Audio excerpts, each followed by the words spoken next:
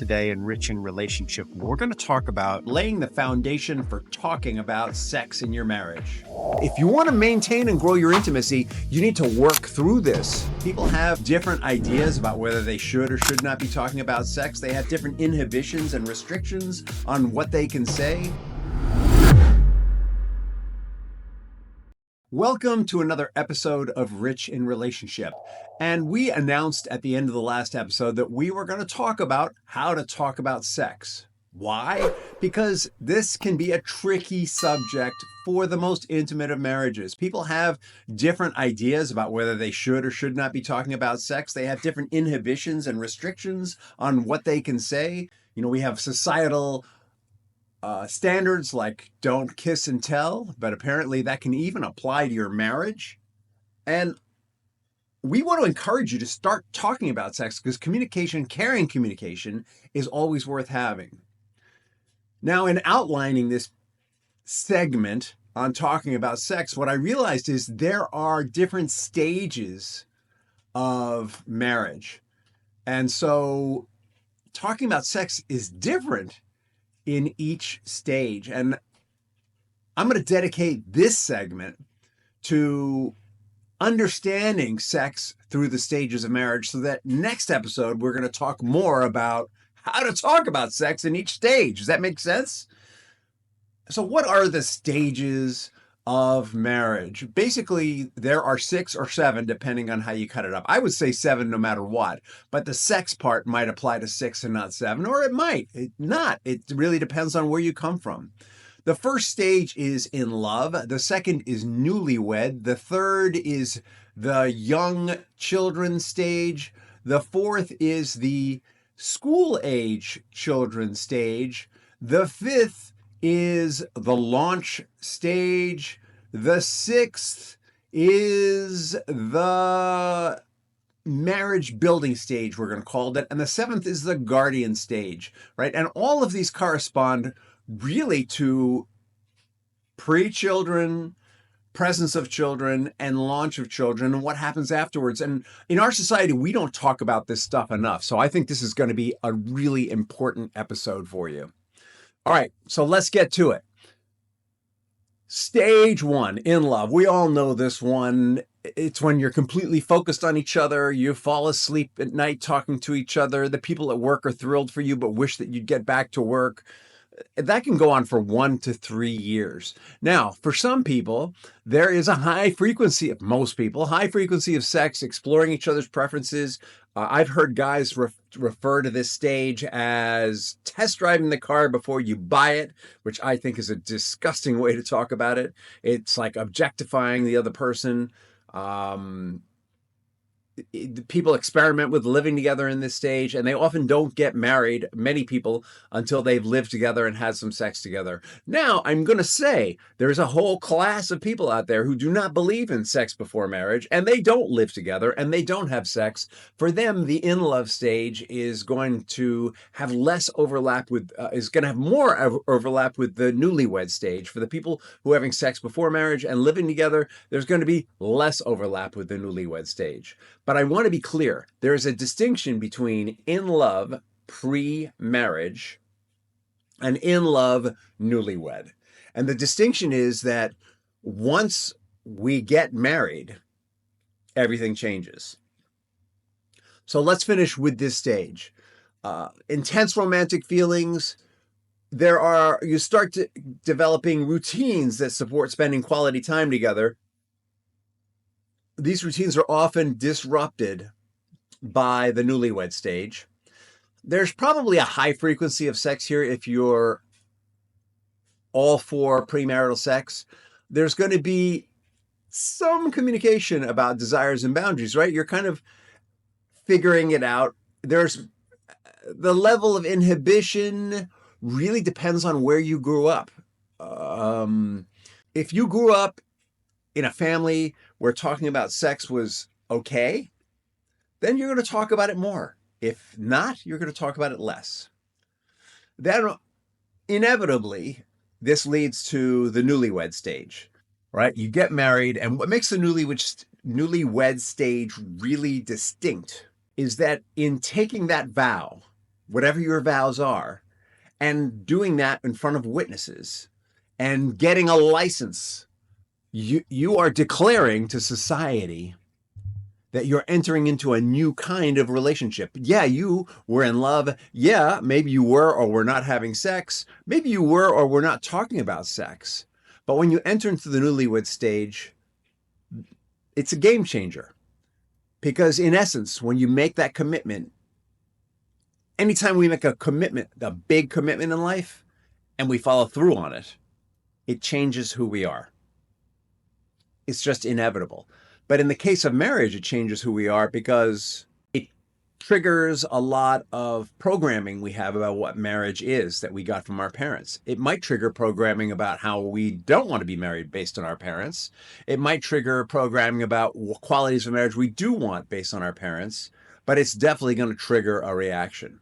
Inevitably, whether you are a believer in premarital sex or not, when you enter the newlywed stage, there will come a point where there will be less sex. Not that you won't still want each other. There's still going to be waking up at 2 a.m. and just frolicking and having a good time with each other. But you're also figuring out how to live together with this new commitment. You might have been living together without the commitment before, but once this commitment's in place and these strategies or programming, whatever you want to call it, show up, it's a game changer. And the sexual dynamic will shift. If you are not having sex before marriage, the initial stage of the newlywed phase, actually, it might be very uncomfortable for some of you. There might be some discovery. It's very romanticized when you first start having sex and you haven't. It's romanticized as this huge, amazing connection that two people make. But if you haven't had any sexual experience and you're really not sure what you're doing, it might be a little awkward, right? So whether you are having sex for the first time, or if you are a veteran of having sex and having sex with someone for the first time, there's going to be some awkwardness, whether it's stage 1 in love or stage 2 newlywed. And your ability to talk about this is going to be colored very much by your level of comfort with your own body, your level of comfort with your willingness to look awkward, your willingness to take risks. And I'm going to suggest, well, we're going to get into more the kinds of conversation you can have in this phase in the next episode.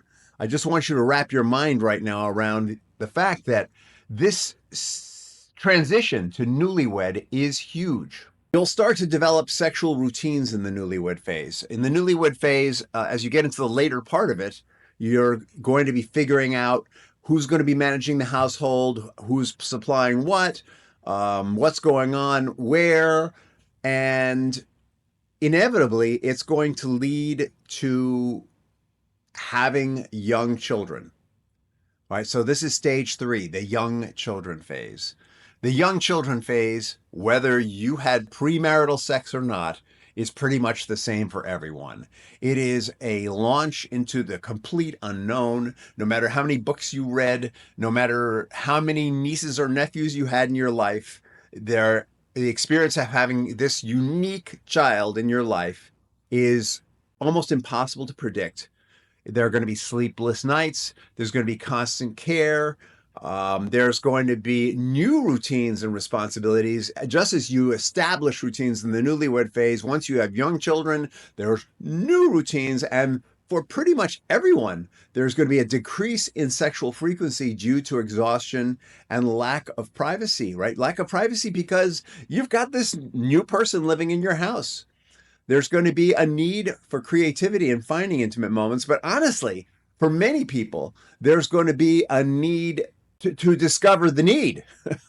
And what happens here at this stage is while men still have an ongoing drive, women often having just squeezed a child out of their vagina, which is the source for sex for the man, may not be that interested in having sex for a while. There's going to be some physical recovery time. There's going to be some unconscious programming. Of course, this is going to be different for every woman. And the ability to talk about sex, whether you grew up in a sexually free home or not, may be a little higher here because you're in new territory. There's some discomfort. There's going to be a lot higher sensitivity due to the lack of sleep. There's going to be a lot higher sensitivity due to the adjusting of routines. Now, this is going to get better and better as you become better at taking care of the children. But the real change maker is when the kids become school aged.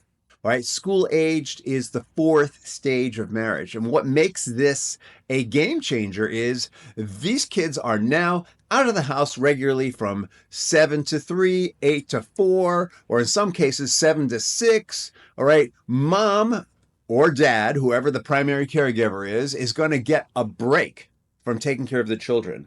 And even though we often talk about being the primary caregiver as just another job, it is in many ways a much more demanding job than going to a 9-to-5 job. And the reason is that you've got a very personal commitment to the outcome of your care of these children.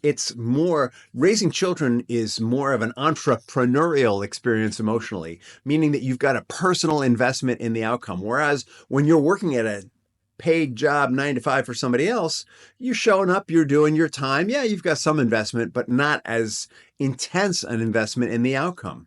You'd like it to be good because you'd like to keep your job kind of thing. Well, when these kids go to school, you've got a break. You've got time to start focusing on yourself again.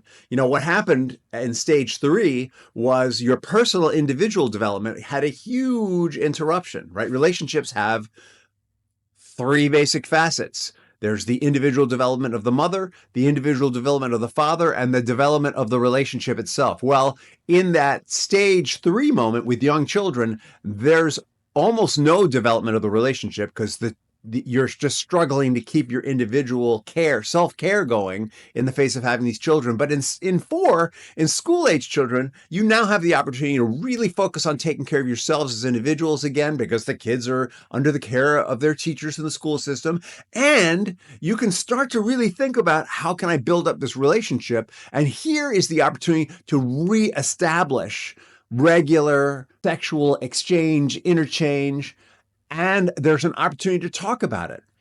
Now, sadly, what often happens at this stage is the sort of parallel lives thing or tag team wrestling experience of having young children gets continued, and people focus more and more on themselves and forget about the relationship.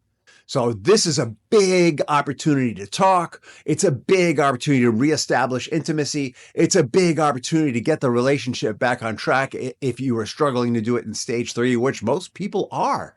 All right, stage 5. This is when things get really good. Stage 5 is what we call the launch stage. And I call it the launch stage because it kind of involves getting your kids ready to launch and the actual launching of kids. And the reason why I overlap the two is because if you've got more than one kid, you're going to be preparing one while you're launching another, right? So the launch and preparation for launch, very similar.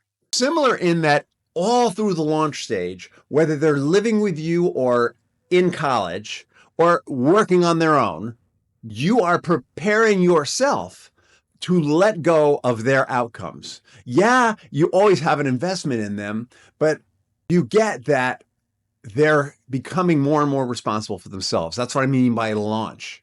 If I were going to liken this to learning how to fly a plane, you learn how to fly a plane by imagining it like on a simulator. Then you learn how to fly a plane by doing it with someone else, someone who's guiding you. And eventually you learn how to fly a plane on your own. And that's kind of what's happening with your kids. And you as parents, you're helping them learn how to fly on their own, basically. Now, what can happen to sex here is completely up to you. Depending on whether you took advantage of the opportunity to come back together in stage 4 or not, that's going to impact what your sexual experience is here. So in stage 5, when you're launching kids, you're probably not thinking about having more kids.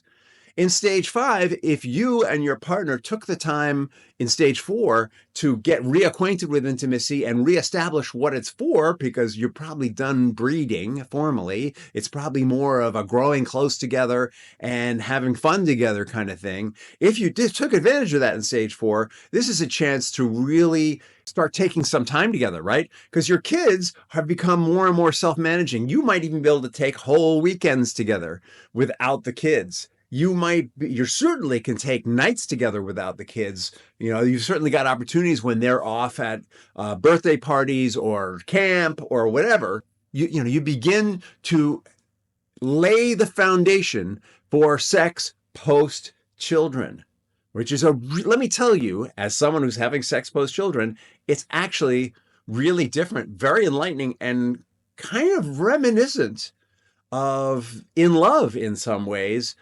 Except without the same emotional intensity. But there is still a rebirth of emotional intensity. But I'm jumping from 2 stages ahead. So right now, you're in the launch stage. You're getting your kids ready to go out there and fly on their own. And you and your partner are talking about, all right, hey, how can we enhance our sex life? How can we expand it? How can we rekindle some passion here? Depending, as always, on the level of inhibition you're experiencing. Now we're at level 6. The kids are launched. They're all in college or outside of the home, or worst case scenario, they're living in the home, but they're independent. They're kind of like roommates that you have. Now at level 6, you're in what I call the marriage building stage. Let's not go to the empty nest crap. That is nonsense. That empty nest thing makes it feel like my job is done. Your job is not done, all right? Because there's a whole new thing that you're going to graduate into. Level 6 is where you are preparing yourself for the next major phase of your life, the guardian stage. Level 6, the marriage building stage, is where you get to rebuild those connections that you had one-to-one. As individuals at this stage in life, you've accomplished a certain amount in your life. Maybe you're going through a major change at this stage in your life. Maybe you've decided to go through a career change and launch yourself into something else. You are budding and developing as an individual, and your relationship, you're reinvesting in your relationship, and your sex life is hopefully becoming a little more diverse, right? If you're just doing the same things you were doing at stage 2 or stage 3 sexually, something's wrong. Because the truth is, at this stage, you're older. Your drive has changed. What's happened to the woman is she might be going through menopause. She might not even be interested in sex at this stage. And maybe you're going to have to figure that out, or her interest is going to be sporadic. All right. Or she's postmenopause and you're figuring out how to navigate the bodily changes that come with that. And let's be blunt. All right. For many women, postmenopause, they're producing less fluids. They're maybe experiencing tightness in their vaginal area. And for many men, their metabolism has slowed down, perhaps to the point where what do we call it now? We call it sexual dysfunction or something like that. Some freaking medical term. Basically, you're having trouble getting it up, or maybe you're not getting up as powerfully as you did before because your metabolism is slower.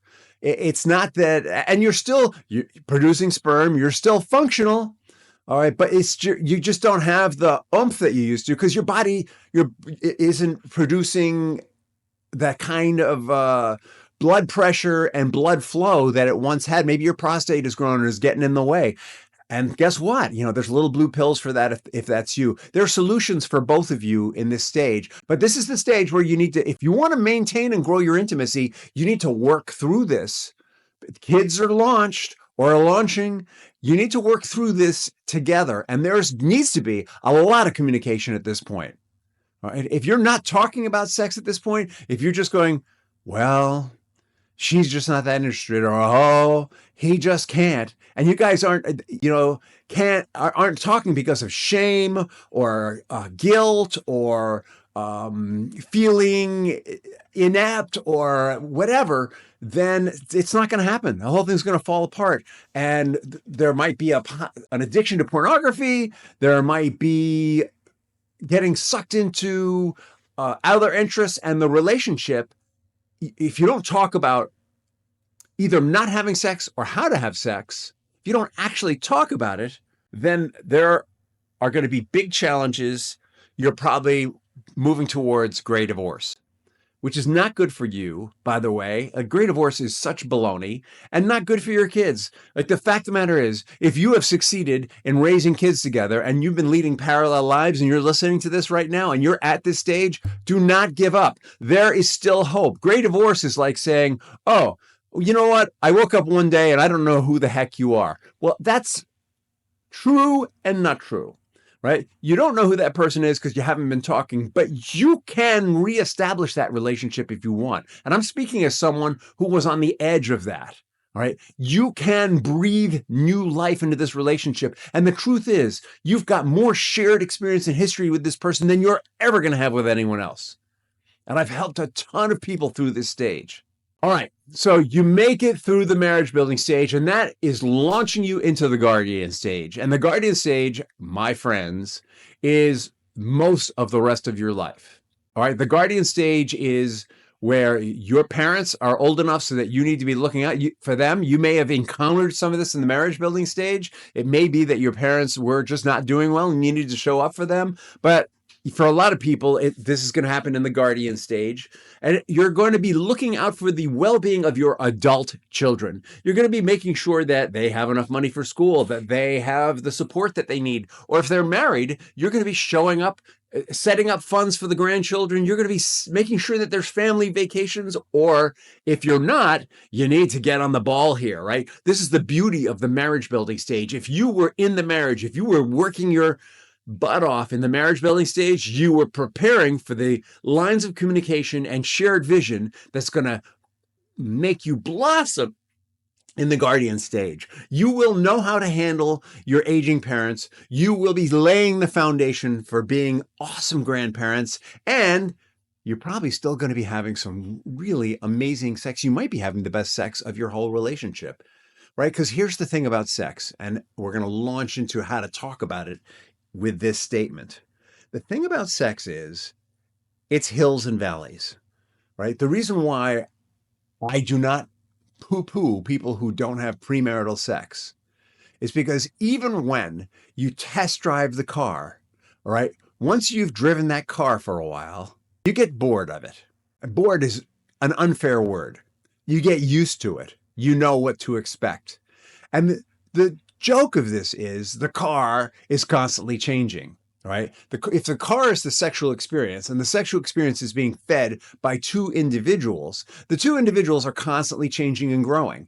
And if sex is a combination of desire, drive, experience, awareness, intimacy, and skills, all right, there's an opportunity to continue developing and growing that. If you're having if you're having broken down Kia level sex, you can develop and grow yourselves and your sex life into Lamborghini level sex by the time you're in the guardian stage or earlier, right? This is fully possible. But what's going to be required? You're going to need to be talking about it. You're going to need to be working at it. You're going to need to know where you are, and you're going to be developing it as you and your relationship evolves. And your relationship is evolving through these 7 stages. And with that, we're going to wrap today's podcast up, because next podcast is going to be talking about sex in all of these stages.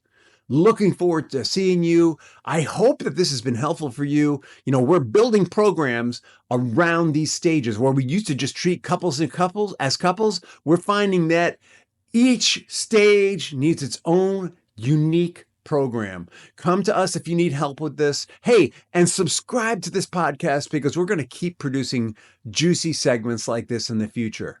Thank you.